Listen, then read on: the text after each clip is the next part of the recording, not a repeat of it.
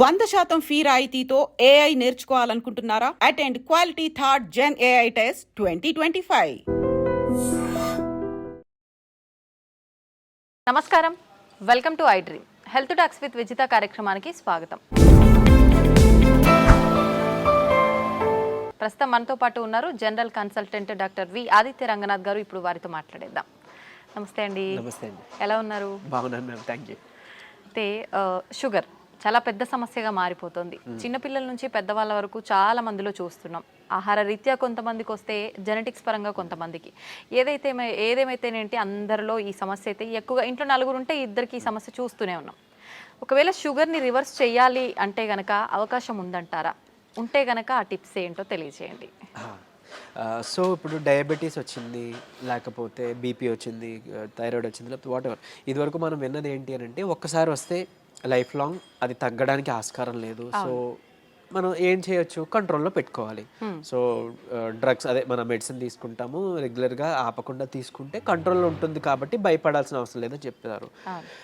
అయిపోయింది, అది అక్కడతో అయిపోయింది. బట్ ఇప్పుడు రీసెంట్ అంటే చాలా ఇయర్స్ నుంచి మనకి తెలిసిందే ఏంటి అని అంటే వీటన్నిటిని కూడా మనం రివర్స్ బ్యాక్ చేసుకోవచ్చు. కాకపోతే ఆ పద్ధతి తెలియక, చాలా మంది అవేర్నెస్ లేక ఇంకా అదే భయంతో ఇప్పటికీ ఉన్నారు. అంటే ఒక్కసారి వస్తే తగ్గదు, మనం ఖచ్చితంగా టాబ్లెట్స్ మీద బ్రతకాలి లైఫ్ లాంగ్. సగం ఆ థాటే ఇంకా అనారోగ్యం తీసుకొస్తుంది అనమాట. సో అసలైన నిజం ఏంటి అని అంటే డయాబెటీస్ని కూడా మనం రివర్స్ చేసుకోవచ్చు ఖచ్చితంగా. అంటే నేను చెప్తుంది రివర్స్ అంటే పూర్తిగా డయాబెటీస్ అసలు లేకుండానే మనం ఫర్దర్గా మనం జీవించవచ్చు, మన లైఫ్ లీడ్ చేయవచ్చు. అవకాశం ఖచ్చితంగా ఉంది. అంటే ఆరోగ్య సూత్రాలు పాటించడం వల్ల ఏంటండి మరి అవి? సో మెయిన్గా ఇప్పుడు డయాబెటీస్ రావడానికి కారణం ఒకటి ఇన్సులిన్ రెసిస్టెన్స్. సరే, ఇన్సులిన్ రెసిస్టెన్స్ అంటే ఏం లేదండి, ఇప్పుడు మనం ఎక్కువసార్లు తీసుకుంటాం, డే మొత్తంలో ఎక్కువసార్లు తినడం, లేదా ఏదైనా మధ్యలో గ్యాప్స్లో మళ్ళీ ఇప్పుడు లంచ్, డిన్నర్, పొద్దున్న బ్రేక్ఫాస్ట్కి మధ్యలో మళ్ళీ ఏదైనా టీ, ఏదో కాఫీ అలవాటు ఉంటుంది, లేదంటే ఇంకేదైనా స్నాక్స్ తింటాం. ఇలాంటి అలవాటు ఎక్కువ అయిపోయి ఏంటి అని అంటే మనం ఏది తిన్నా ఏది తాగినా, అంటే వాటర్ తప్పిస్తే మిగిలిన ఏం తీసుకున్నా మన బాడీలో ఇన్సులిన్ ప్రొడక్షన్ జరుగుతుంది. సో టైప్ 2 డయాబెటీస్ అంటాం ఏంటి, ఇన్సులిన్ ప్రొడక్షన్ ఉంటుంది మన బాడీలో, జనరేట్ అవుతుంది, కానీ ఆ కణాలు సరిగ్గా ఇన్సులిన్ని యూజ్ చేసుకోలేకపోతున్నాయి. దాన్ని టైప్ 2 డయాబెటీస్ కింద పరిగణిస్తున్నారు. ఒకవేళ ఇన్సులిన్ ప్రొడక్షనే లేదు బాడీలో, మన ప్యాంక్రియాస్ సరిగ్గా పనిచేయట్లేదు, అందులో ఐలెట్స్ ఆఫ్ లాంగర్హాన్స్ అని ఒక కణాలు ఉంటాయి, దాని నుంచే మనకి ఇన్సులిన్ వస్తుంది. సో ఇన్సులిన్ సరిగ్గా ప్రొడక్షన్ లేదు అని అంటే అది టైప్ 1 కింద మనం పరిగణిస్తున్నాం. చిన్నపిల్లల్లో కూడా టైప్ 1 అది చూడొచ్చు.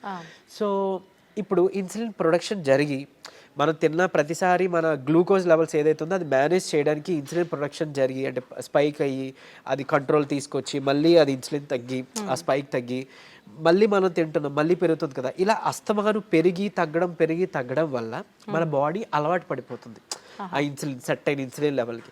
సో ఇన్సులిన్ రెసిస్టెన్స్ వచ్చేస్తే ఏమవుద్ది, ఇదే గ్లూకోజ్ని, అంటే రోజువారీ తినే సేమ్ అదే మోతాదు ఒక గ్లూకోజ్ని మనకి ఇప్పుడు మెటబలైజ్ చేయాలి అని అంటే ఇన్సులిన్ ఈ మోతాదుకి మించి ఇంకా ఎక్స్ట్రా ప్రొడక్షన్ జరగాల్సి వస్తుంటుంది అనమాట. అంటే ఈ లెవెల్కి అది కంట్రోల్కి రావట్లేదు, దాన్నే ఇన్సులిన్ రెసిస్టెన్స్ అంటున్నాం. సో మనం చేయాల్సిన పని ఏంటి అంటే ఇన్సులిన్ రెసిస్టెంట్ తగ్గించి ఇన్సులిన్ సెన్సిటివిటీ మనం పెంచుకోవాలి ఒకటి. తర్వాత ఆహారంలో చిన్న మార్పులే, అంటే ఇప్పుడు డయాబెటీస్ మనం ఇది చేయాలి అని అంటే సరే ఏముంది రైస్ మానేయండి అని చెప్తారు, అంతే కదా, మాకు చాలా ఇబ్బంది, మేము చేయలేము అని అంటారు. అలా ఏం కాదు, కొన్ని పద్ధతులు ఉన్నాయి, నేను చెప్తాను ఇప్పుడు ఖచ్చితంగా. అది పాటిస్తే ఏకంగా డయాబెటీస్ చక్కగా కంట్రోలే కాకుండా రాబోయే రోజులు, అంటే మీకు ఫస్ట్ 3 months 4 months కంట్రోల్ తెచ్చుకుంటారు.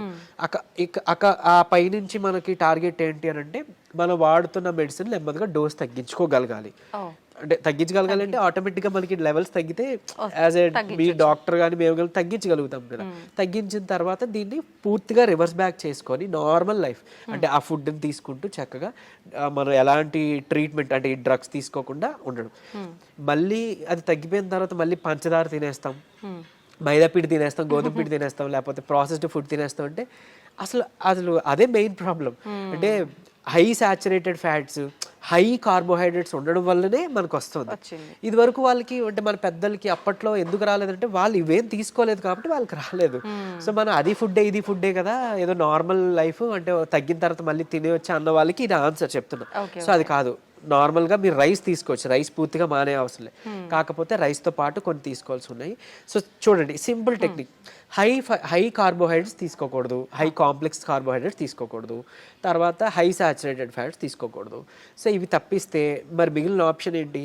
కొంతమంది ఇక్కడ ఏం చేస్తారంటే కార్బోహైడ్రేట్స్ తీసుకోకూడదు అన్నారు కాబట్టి పూర్తిగా కార్బోహైడ్రేట్స్ని తగ్గించేస్తున్నారు, అంటే నో కార్బోహైడ్రేట్ ఫుడ్ అంటారు, అలా వెళ్ళిపోతున్నారు, కీటో డైట్స్ అని. అలా వద్దు. అలా అయితే ఏమవుతుందంటే మనకి ఇన్ని సంవత్సరాలు లేదా ఇన్ని జనరేషన్స్గా మనకి బాడీకి కార్బోహైడ్రేట్స్ అలవాటు, సో దాని డైజెషన్ అలవాటు. సో అక్కడి నుంచి మళ్ళీ అది బ్రేక్ డౌన్ అయ్యి గ్లూకోజ్ కింద మనకి కన్వర్ట్ అవుతుంది, మనకి శక్తిని ఇస్తుంది, బాగుంది. మీరు తినడం మానేస్తే ఒకటి మీకు కూడా బాడీకి అది కొత్తది ఏంటంటే కార్బోహైడ్రేట్స్ అసలు అది డైజెషన్ చేసే ఒక పద్ధతే మర్చిపోద్ది మన బాడీ. సో రేపు పొద్దున్న నార్మల్ సింపుల్గా కార్బోహైడ్రేట్స్ తీసుకున్నా దానికి చాలా కష్టపడాల్సి వస్తుంది. అండ్ ఈవెన్ ఒకవేళ జెనెటికల్గా నెక్స్ట్ జనరేషన్స్ పాస్ అయిన అయింది అనుకోండి, అది ఇంకా ఇబ్బందిగా, అంటే నార్మల్ అన్నమే మనం అరాయించుకోలేకపోవచ్చు, లేకపోతే నార్మల్ సమోసానే ఎంజాయ్ చేయలేకపోవచ్చు మనం. సో అట్లా.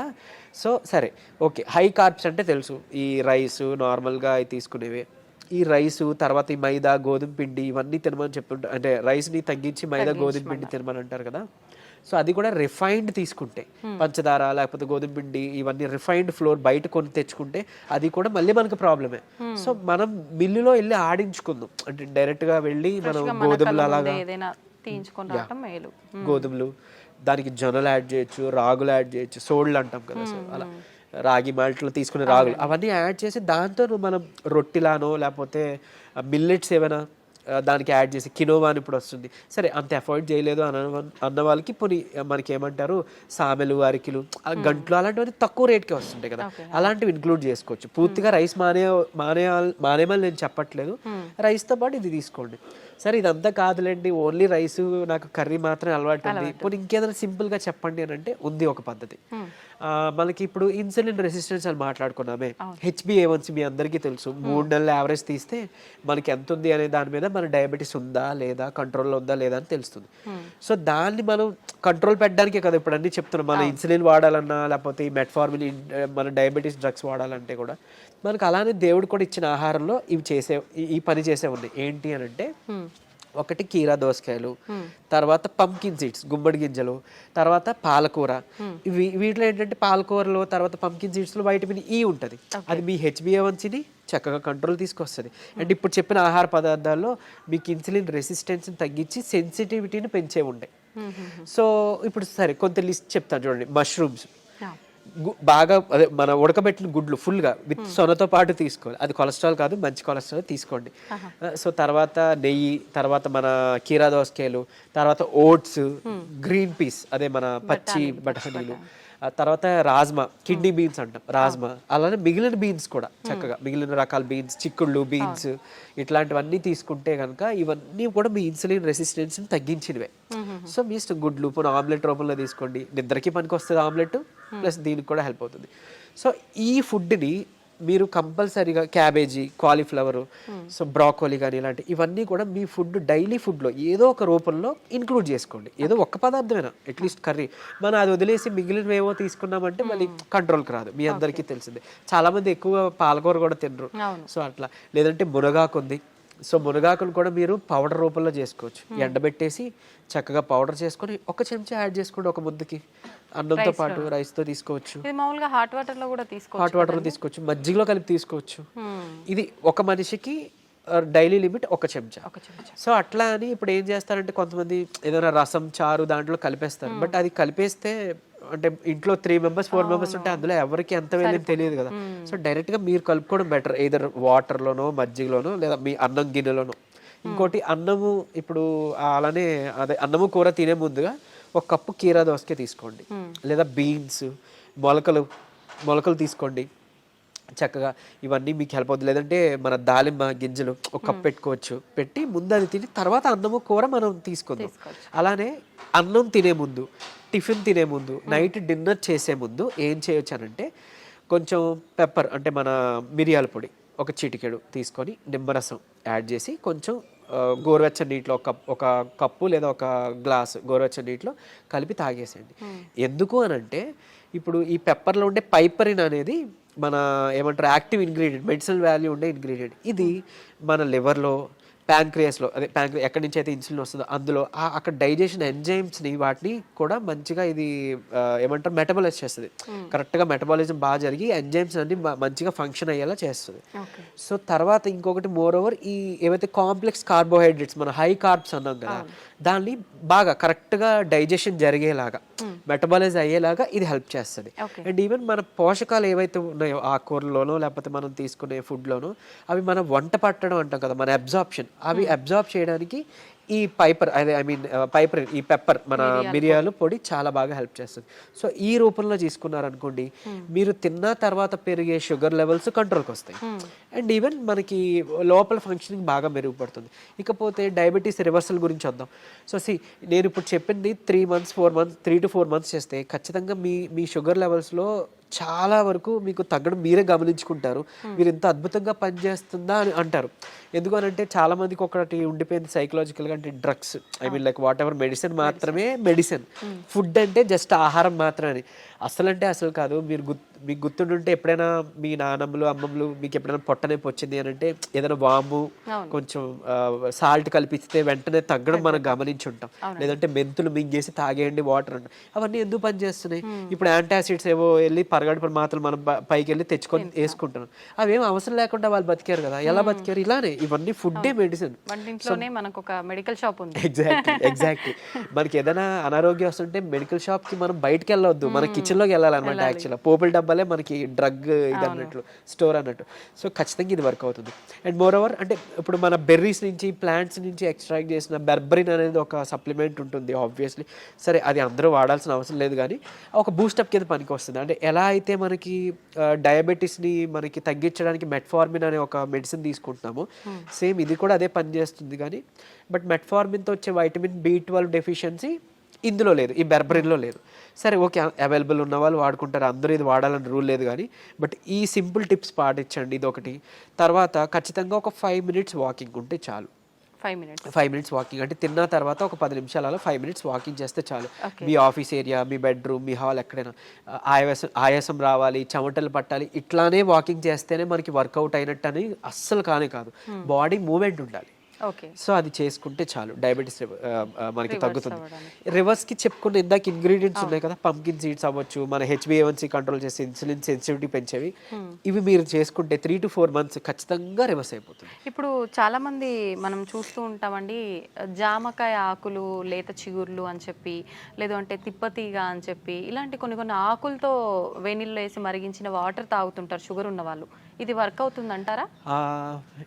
యాక్చువల్గా ఇప్పుడు జామాకులు ఉన్నాయి కదా, లేత తీసుకొని ఒక 4 ఆకులు మనం వేడి నీటిలో వేసి మరిగించి కషాయంలా తీసుకొని ఉదయం సాయంత్రం లేదా ఒక పూట అట్లీస్ట్ పరగడుపునైనా కానీ తాగితే కనుక అమోఘంగా ఆ రోజే పెరిగిన షుగర్ లెవెల్స్ తగ్గిపోయాయి. సో నేను ప్రీవియస్ వీడియోలో జామాకులు కషాయం గురించి చెప్పినప్పుడు చాలా మంది ఫోన్ చేసి అంటే ట్రై చేసి చక్కగా ఫస్ట్ నమ్మారు, ట్రై చేశారు. చేసి ఒక 2 daysలో వాళ్ళు ఫోన్ చేసి సార్ అంటే మాకు 1 day 2 dayలోనే ఇంత బాగా పనిచేస్తుంది, కంటిన్యూ చేయొచ్చు అంటారా, ఎక్కువ కాలం అన్నారు. బేసిక్గా చేయొచ్చండి, చేసుకోండి అని చెప్పారు. సో ఈవెన్ అది వాళ్ళకి ఏంటంటే డయాబెటీస్ ఎక్కువ, షుగర్ లెవెల్స్ ఎక్కువ ఉండడం వల్ల కొంతమందికి నిస్సత్తువ నీరసంగా ఉంటుంది కదా, దాన్ని కూడా ఇది మనకి జామాకులు బాగా హెల్ప్ అవుతుంది. జామకాయ తినొచ్చు, బొప్పాయి తినొచ్చు, అట్లనే జామాకులు కషాయం బాగా హెల్ప్ అవుతుంది, తీసుకోవచ్చు. తిప్పతీగ కూడా తీసుకోవచ్చు. బట్ తిప్పతీగ చాలా మంది తెలియక కోవిడ్ టైంలో అంటే ఇప్పుడు వైరస్ నుంచి బయటపడాలని తెలియక చాలా మంది ఓవర్ డోసెస్లో తీసుకుని వితిన్ 15 daysలో వాళ్ళ లివర్ మొత్తం డ్యామేజ్ అయ్యి ఎమర్జెన్సీ వార్డులో అడ్మిట్ అవ్వడం, చనిపోవడం జరిగింది. కానీ నేను ఇక్కడ చెప్పే ఒక ముక్క, తిప్పతీగ ప్రాబ్లం కాదు, ఓవర్ డోస్ ప్రాబ్లం. కాబట్టి తిప్పతీగని మనం ఇప్పుడు ఒకవేళ ఒక లైక్ 1 inch తీసుకున్నాం అనుకోండి, ఆ రూట్ ఏదైతే ఉందో దాన్ని బాగా బాయిల్ చేసి మనం దాన్ని తాగొచ్చు. దాంట్లో కొంచెం ఉసిరి పొడి యాడ్ చేయొచ్చు, లేదంటే మునగాకు యాడ్ చేసుకోవచ్చు 1/2 spoon అట్లా. ఇలాగా మనం తీసుకున్నాం అనుకోండి మనకి మంచిగా బెనిఫిటే. ఇప్పుడు అలాగని ఏంటి ఫ్లాక్ సీడ్స్ ఉన్నాయి, అవిసె గింజలు ఉన్నాయి. అవిసె గింజలు మనకి కొలెస్ట్రాల్ తగ్గిస్తుంటుంది, డయాబెటీస్ని రివర్స్ చేస్తుంది బాగా. అంటే ఒక 2 చెంచాలు మనం పౌడర్లా కానీ తయారు చేసుకొని మనం ఫ్లాక్ సీడ్స్ తీసుకుంటే, ఇదే ఫ్లాక్ సీడ్స్ గురించి ఒక పేపర్లో ఒక ఆర్టికల్ వచ్చింది. ఏంటి ఫ్లాక్ సీడ్స్ తీసుకోకూడదు, లివర్కి మంచిది కాదు, లేకపోతే ఇంకోటి ఏదో అని. కరెక్టే, ఏదైనా అతిగా తీసుకుంటే మనకి ఫుడ్ అయినా ఆబ్వియస్లీ కదా. సో అంతే, అది పట్టుకొని ఉండొద్దు. అరే ఇప్పుడు తిప్పతీగ ఏదో ప్రాబ్లం, సరే తిప్పతీగ పక్కన పెడితే అట్లీస్ట్ ఫ్లాక్ సీడ్స్, ఉసిరికాయ ఫ్లాక్ సీడ్స్, లేకపోతే మన ఏమన్నాం మన పెప్పర్, సో ఇట్లాంటివి ఉన్నాయి కదా, వీటి వల్ల ఏం చేయటం జరగదు. డ్యామ్ షూర్ మంచిదే. సో లిమిట్లో తీసుకోండి. ఇంకోటి ఫ్లాక్ సీడ్స్ గురించి ఇప్పుడు మాట్లాడుకున్నాం కాబట్టి చాలా మంది తెలియక దాన్ని పౌడర్ చేసి స్టోర్ చేసుకుంటున్నారు. వద్దు, అది ఏంటి అని అంటే ఆక్సిజన్ కి సెన్సిటివ్ అనమాట, ఎయిర్ సెన్సిటివ్ యాక్చువల్గా. దీన్ని మనం ఎంత ఎయిర్ టైట్ దీంట్లో స్టోర్ చేసుకున్నా, ఎంత అమోఘంగా పనిచేస్తుందో ఇది అంత చేడ్ చేస్తుంది స్టోర్ చేస్తే. ఆక్సిడైజ్డ్ అయిపోతే మనం ఎంత ఇది చేసినా అది అయిపోతుంది. సో ఫ్రెష్గా తయారు చేసుకోండి. ఒక 2 చెంచాలు చిన్న మిక్సీ గిన్నెలో మాత్రం అవుతుంది, పెద్ద మిక్సీ గిన్నెలో అవ్వదు. సో చేసుకొని మీరు బటర్ మిల్క్లో మిక్స్ చేసుకోవచ్చు. కొలెస్ట్రాల్ తగ్గుతుంది, డయాబెటీస్ రివర్సల్కి హెల్ప్ అవుతుంది. అండ్ ఈవెన్ మనకి బయట బనానా ఫ్లోర్ అని దొరుకుతుంది, అరటి దీని నుంచి తీసిన పిండి. సో అది ఆన్లైన్లో వాటిలో అవైలబుల్, దాన్ని తెచ్చుకోండి. ఒక చెంచా చక్కగా బటర్ మిల్క్ దీంట్లో మిక్స్ చేసుకోండి. ఈ ఫ్లాక్ సీడ్స్ని మిక్సీలో పౌడర్ చేసుకోండి, పరగడుపునే తాగండి. మీకు డయాబెటీస్ని కంట్రోల్ రివర్స్ చేయడానికి హెల్ప్ అవుతుంది. ఎందుకు అంటే రెసిస్టెన్స్ స్టార్చ్ అదన్నీ ఉంటేనే మనకి యూజువలీ చాలా ఇదనమాట. సో డయాబెటీస్ రివర్స్ చేయడంలో ఈ అరటి ఫ్లోర్ ఏదైతే ఉందో అమోఘంగా పనిచేస్తుంది. ఒక్క చెంచా చాలు. మీరు తినే దాంట్లో ఎందులో కలుపుకోవచ్చు. ఈవెన్ ఏమంటారు, మీరు తినే ఏదైనా అట్టు రొట్టెలో వేసుకోండి, లేదంటే ఇలా బటర్ మిల్క్లో మిక్స్ చేసుకోండి. ఇది ఖచ్చితంగా మీ డయాబెటీస్ రివర్సల్కి హెల్ప్ అవుతుంది. సో ఎందుకు, ఇన్సులిన్ రెసిస్టెన్స్ మనకి మెయిన్గా రివర్స్ అవుతుంది కదా, అంతే. ఇదే సీక్రెట్ ఫార్ములా. ఇది నమ్మి చేయండి, నిజంగా చెప్తున్నా. మీరు ఇయర్స్ డ్రగ్స్ అది వాడాల్సిన అవసరం లేదు. అండ్ ప్రీవియస్గా ఒక వీడియోలో నేను చెప్పాను, లైక్ పరగడుపున ఒక చెంచా కలబంద గుజ్జు తీసుకోండి అని. అది నేను ఎక్కడో మెడికల్ క్యాంప్కి వెళ్ళినప్పుడు ఒక ఆవిడ నా వీడియో చూసారంట, ఆవిడ కంట్రోల్ అయింది. సో మీరు ఇదివరకు వాడేవారు కదండి ట్యాబ్లెట్, ఈ నెల చాలా వరకు తగ్గింది. ఏం చేశారంటే, మీ వీడియో చూసాను సార్, యాక్చువల్గా కలబంద గుజ్జు చెప్పారు, పరగడుపును తీసుకోవడం మొదలు పెట్టాను, నాకు ట్యాబ్లెట్ తగ్గిపోయింది, సగానికి సగం డోస్ తగ్గిపోయింది. And with in next 2nd or 3rd monthలో ఆవిడకి పూర్తిగా నేను ఆపేశాను. ట్యాబ్లెట్ తీసుకోవాల్సిన అవసరం లేదు, ఆవిడకి డౌన్ అయిపోతుంది. సో అంత బాగా పనిచేస్తాయి మనకి దేవుడు ఇచ్చిన ఇవన్నీ మెడిసిన్సే. సో ఇందులో చెప్పింది ఏదైనా వాడుకోండి. మీకు ఏం పని చేసిందో కమెంట్లో చెప్పండి. సో మిగిలిన వాళ్ళకి ఇన్స్పైరింగ్గా ఉంటుంది. అండ్ ఏది పని చేయలేదో లైక్ నాకు తెలిసినప్పుడు నేను సజెస్ట్ చేయగలుగుతాను మీకు ఆల్టర్నేట్గా. ఓకే, థ్యాంక్ యూ అండి. నిజంగా చాలా యూస్ఫుల్ టిప్స్ అనేది తెలియజేయడం జరిగింది. నమస్తే.